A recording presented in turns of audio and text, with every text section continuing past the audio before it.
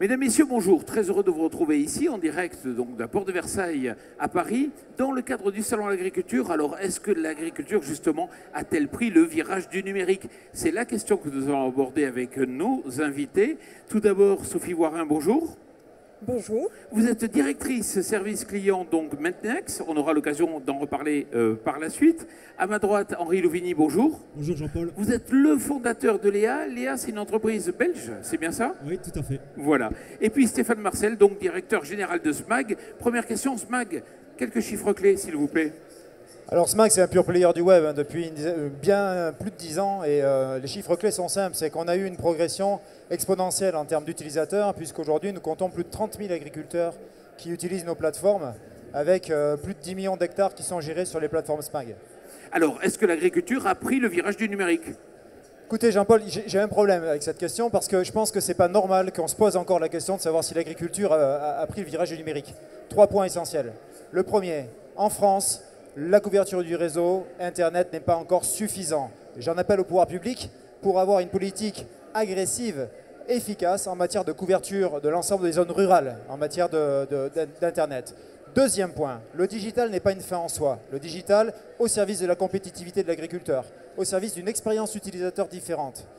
Donc, créativité et digital. C'est pour ça qu'on a ouvert le premier studio agro-digital qui existe à Montpellier, au cœur de la French Tech montpelliéraine. Troisième point, la création de la valeur autour de la donnée qui est générée par la digitalisation de l'agriculture. Si on ne crée pas de valeur sur la donnée, il n'y a pas d'expérience utilisateur au final et donc il n'y a pas d'adoption de l'innovation technologique. Le numérique pour un agriculteur, c'est du matin jusqu'au soir, 24 heures sur 24? Ce sera de plus en plus le cas. Ce sera y compris durant la nuit parce qu'aujourd'hui, être agriculteur, c'est compliqué. L'agriculteur attend une certaine sérénité dans son travail. Donc la nuit, pour un éleveur, pour avoir une alerte par exemple lorsqu'une vache vèle, eh bien aujourd'hui le digital peut rendre service parce qu'il y a des capteurs qui permettent d'identifier et d'anticiper le vélage. Il y a tout un tas de dispositifs aujourd'hui digital qui vont permettre de faciliter la vie de l'agriculteur et ce, 24/24, 7 jours sur 7. Et c'est vrai qu'on voit que le digital pénètre de plus en plus le secteur. Ce matin, j'étais au salon donc, du machinisme agricole au CIMA. On voit de plus en plus aussi de robotisation arriver. La robotisation, la cobotisation également, le big data. La cobotisation qui est le fait de savoir travailler avec des robots. Tout à fait. Le big data. Pourquoi? Parce qu'aujourd'hui, cette explosion technologique génère de plus en plus de volume de données et donc le big data ouvre des perspectives sans fin en matière notamment de prédiction.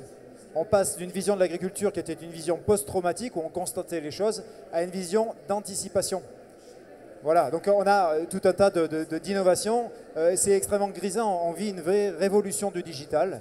Aujourd'hui, l'agriculture n'est pas en marge de sa révolution numérique et on passe d'une agriculture qui était une agriculture raisonnée à une agriculture qui est mesurée, pilotée par la donnée en permanence. Sophie Warin, l'histoire de votre start-up, c'est quoi? Alors, justement, je vais rebondir sur ce que dit Stéphane Marcel sur l'utilisation de la donnée. Parce que nous, la start-up Maintenex, sa matière première, c'est la donnée. Alors, c'est une donnée un peu particulière, c'est la donnée météorologique.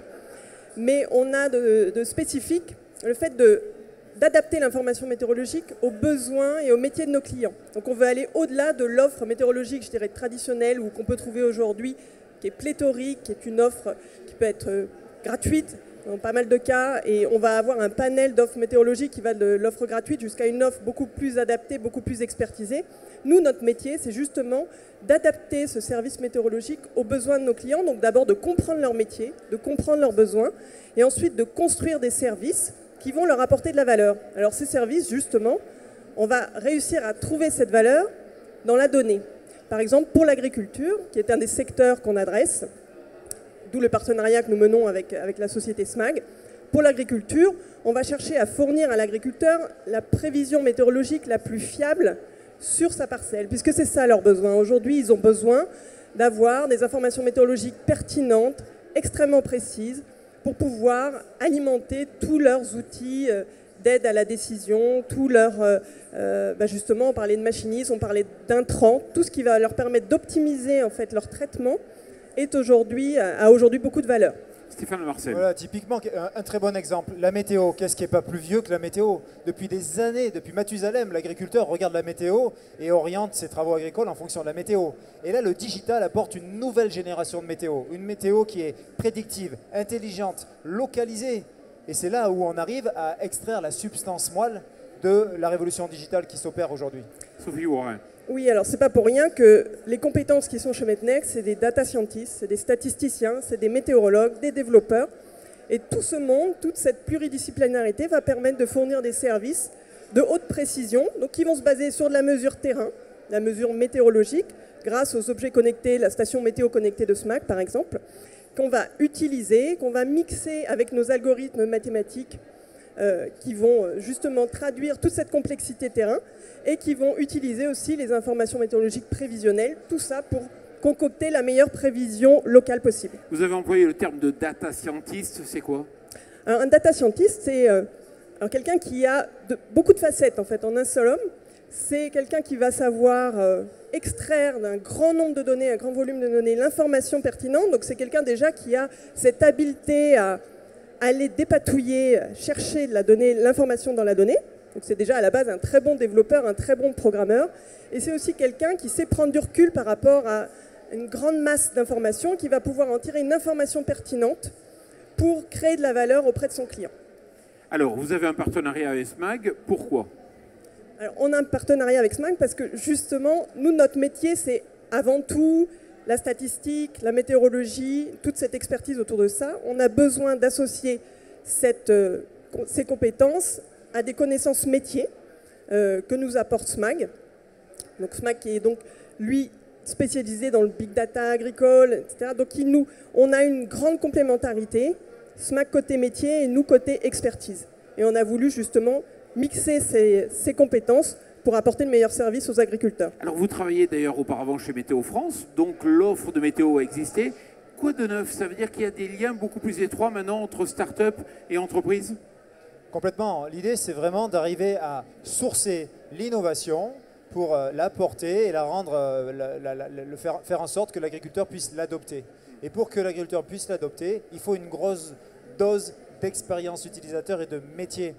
Climpact, Metnext, ce sont les spécialistes de l'algorithmie météo. Ils sont capables de sortir des prévisions extrêmement précises. Par contre, ils le font dans tous les domaines d'activité. Nous, on va apporter justement cette compétence, cette double compétence qui fait qu'au final, en bout de course, on a un service qui tombe pile dans le besoin. Voilà. Alors, concrètement, un service qui peut être apporté donc, par vous aujourd'hui aux agriculteurs sur le plan de la météo. Et puis, autre question, si on regarde dans le futur, est-ce qu'on est un peu à la préhistoire encore? Est-ce qu'il y a encore beaucoup de développement possible? Alors oui, il y a encore beaucoup de développement et c'est toute la joie de la météo d'ailleurs, la science météorologique, parce que la science météorologique, elle évolue au fur et à mesure justement que le numérique lui-même évolue, que la puissance des ordinateurs évolue, etc. Tout ça est lié. Et plus on a de données, je dirais, plus on est content. Mais il faut maintenant savoir les manipuler, savoir quoi en faire en fait de toutes ces données. Donc c'est là que tout s'associe pour pouvoir mélanger différentes compétences. Bah justement, le management, le data management, comme on dit aujourd'hui, l'habileté à manipuler des données, la connaissance météorologique pour savoir quel modèle il vaut mieux prendre, puisque des modèles météorologiques, il y en a beaucoup, mais ils ne sont pas tous adaptés aux besoins des clients. Il faut savoir celui qui va être le mieux adapté en fonction des situations météorologiques, en fonction des complexités des terrains, etc. Donc, et la science météorologique, elle ne fait qu'évoluer sans cesse. Donc il faut sans cesse se tenir au courant, sans cesse aussi se remettre en question, aller chercher de nouvelles approches, de nouveaux algorithmes pour être en permanence en train d'évoluer et d'améliorer nos services. La météo est déjà importante pour l'agriculteur, mais elle le sera encore plus demain parce que vous allez être capable de lever une incertitude. C'est ça? Le progrès technique va permettre de lever des incertitudes? Une pulvérisation loupée parce qu'après avoir pulvérisé, il pleut, c'est catastrophique. Ça se ressent directement dans le compte d'exploitation de l'agriculteur en fin de campagne agricole. Aujourd'hui, et on le sait, on est dans un contexte qui est compliqué pour les exploitants agricoles aujourd'hui. Les marchés sont tendus, c'est compliqué pour l'agriculture en France. Si on arrive à donner plus de sérénité, de limiter le risque grâce à ces innovations technologiques, alors c'est gagnant. Voilà, donc c'est comme ça qu'il faut raisonner les choses. Donc toutes ces avancées technologiques, bien sûr que c'est sans fin.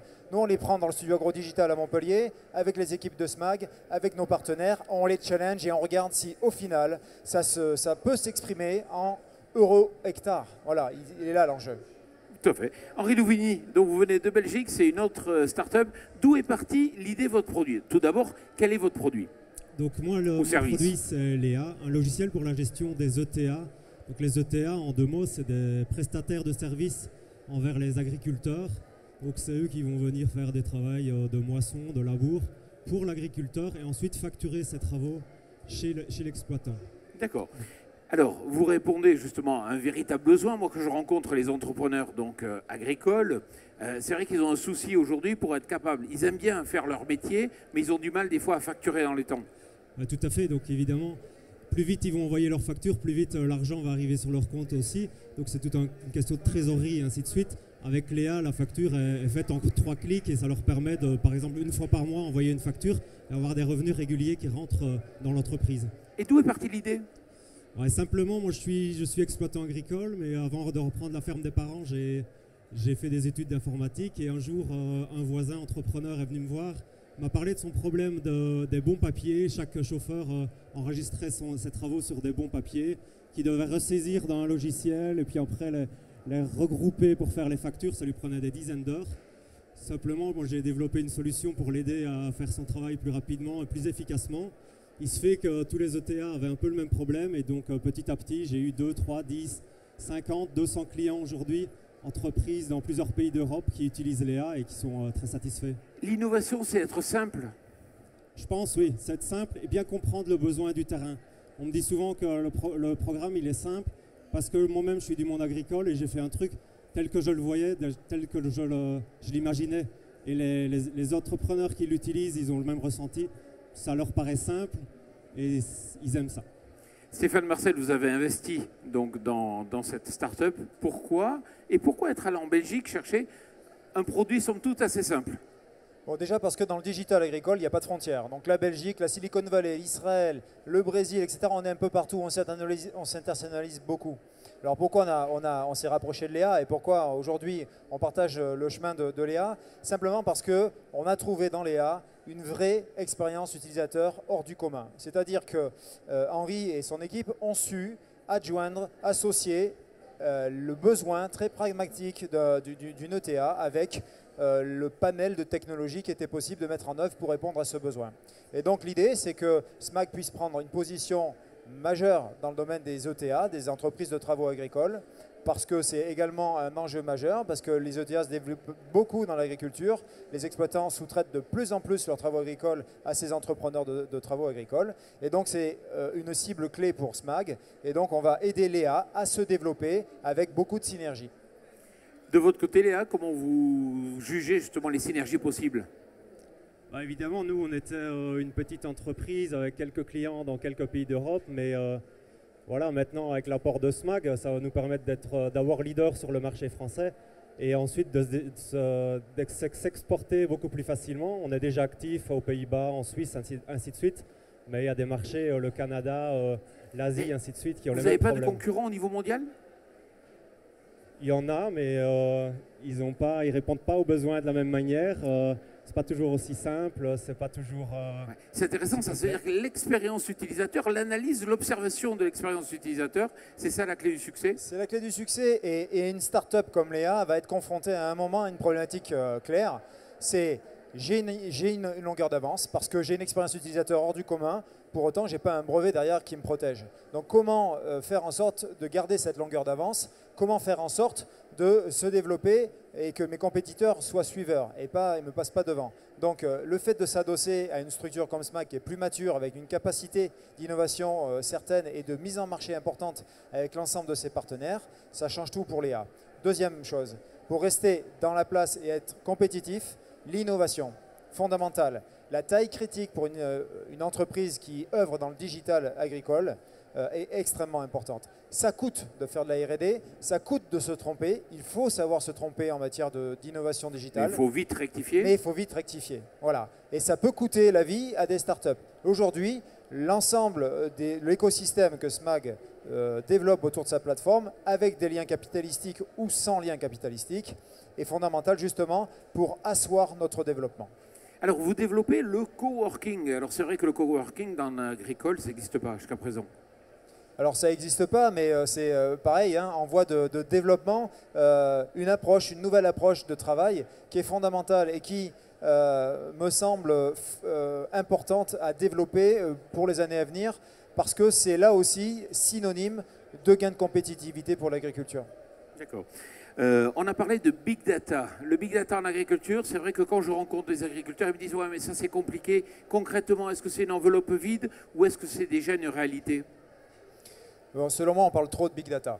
Voilà. Je pense que le big data, c'est un buzzword hein, sur la toile, sur Internet, qui fait que tout le monde en parle. Le big data, c'est ni plus ni moins que des technologies qui permettent de gérer des gros volumes de données. On vient de le dire tout à l'heure, l'agriculture est en pleine révolution digitale. Donc, il y aura de plus en plus de données à gérer. Donc, on va faire appel à du big data pour générer ce grand volume de données. Première chose. Deuxième chose, qu'est-ce qu'on fait de ces données? C'est ça l'enjeu.